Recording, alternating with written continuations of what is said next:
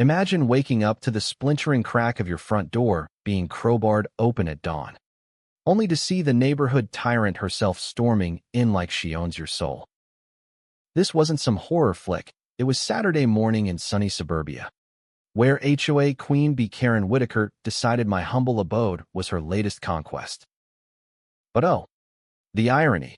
She picked the worst possible moment, barging right into a confidential powwow with the state attorney general, turning her power trip into a one-way ticket to oblivion. In the manicured lawns of Willow Creek Estates, a slice of American dream turned nightmare. I, Alex Rivera, kept my head down.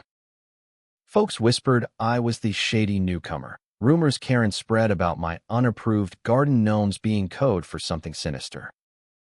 I smiled through the gossip at block parties, nodding as neighbors eyed me suspiciously. Inside, though, I cataloged every snide remark, every forged violation slip slapped on my windshield. Karen, with her pearl necklace choking her double chin and her clipboard like a scepter, preached community harmony while enforcing rules that banned everything from pink flamingos to visible recycling bins. It's for property values. Dear, she'd coo at meetings, her voice dripping fake sweetness, as if fining widows for overgrown daisies was a noble crusade. The trouble ignited when a neon yellow notice appeared on my door. Violation, unauthorized exterior decor, fine $300. Escalating daily. My decor? A single birdhouse my late grandma hand-painted, grandfathered under the original HOA charter. Karen cornered me at the mailbox, her jowls quivering. Alex, honey, we can't have eyesores lowering our standards. Pay up or face liens. It's the rules. I bit my tongue. But that night, I dusted off the dusty bylaws from the attic, scanning pages that exposed her updates as pure fiction. She wasn't protecting the neighborhood. She was padding her pockets, funneling fines into shady maintenance funds that mysteriously bought her a new SUV. Neighbors grumbled privately. She's got the board in her pocket. One vet muttered over coffee, but fear kept them mute. Me? I started a discreet file, snapping pics of her minions trespassing to inspect my pristine lawn. Things escalated when the notices snowballed. Excessive mailbox height, non-compliant grass shade, each more absurd than the last. Karen's goons showed up unannounced, peering through windows like budget spies.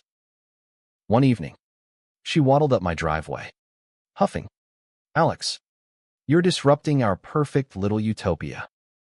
Sell if you can't conform, or we'll make it uncomfortable. Her smirk screamed entitlement, as if her HOA throne made her judge and jury. I played dumb, offering her lemonade with a straight face. Karen, bless your heart. But doesn't the charter say old properties like mine are exempt? Or did I misread? She flushed purple, sputtering. The board knows best, but I recorded it all, sharing anonymized snippets with a state contact I'd cultivated through my quiet legal consulting gig. Whispers spread. A widow confessed Karen had bullied her into selling cheap, only for Karen's realtor pal to flip it for profit. The air thickened with accidental vandalism. My birdhouse smashed. Blamed on kids.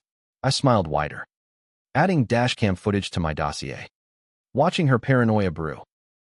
The powder keg exploded that fateful morning, crowbar in her meaty fists. Karen pried my door open, bellowing, "This house is a blight. I'm seizing evidence of your violations." She lumbered in, knocking over a lamp, her face a hilarious mask of righteous fury twisted into cartoonish sweat.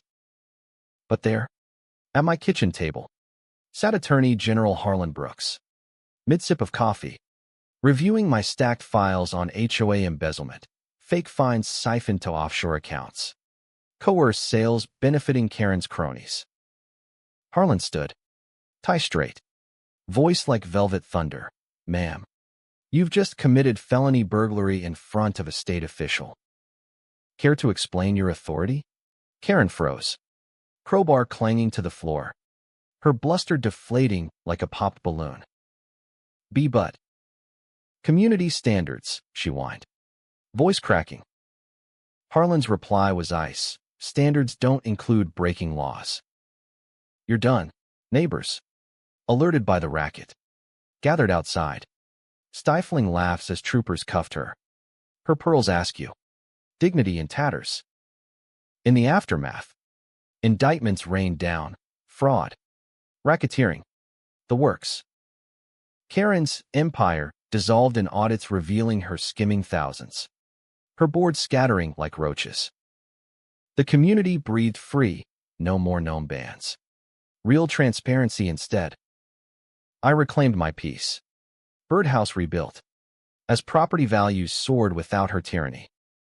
Justice flipped the script, turning her lording into laughingstock. But here's the kicker. Was Karen the real villain? Or just a product of a system that lets petty despots play God?